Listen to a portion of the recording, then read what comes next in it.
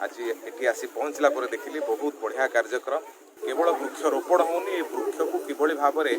संरक्षित कर रखा से आपने देखिपारे व्यवस्था करा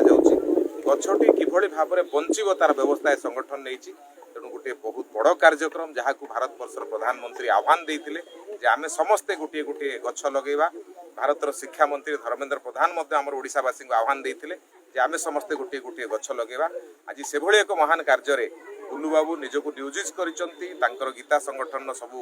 कर्मकर्ता मान नियोजित कर विशेष भाव में साधुवाद दूची धन्यवाद दूची। आज वृक्षरोपण गोटे कार्यक्रम रही है बड़ भाई गोलोक भाई बाबुल भाई आमर कॉलेज प्रिंसिपाल आम अंचल मेडिकल डॉक्टर तापर स्वेच्छासेवी एमती बहुत आमर बालिपटना थानार स्टाफ बहुत आमको सहयोग करते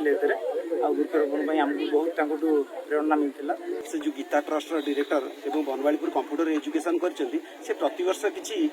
समाज सेवा कार्यक्रम कर मास्क मटन ठार आरंभ कर बहुत कार्यक्रम कर तत्सहित कार्यक्रम में आमको बहुत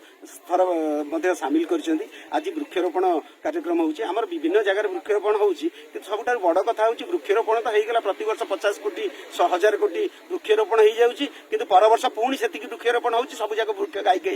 हो नष्ट हो सबुठ बड़ कथा ये जो बुलू बाबू कार्यक्रम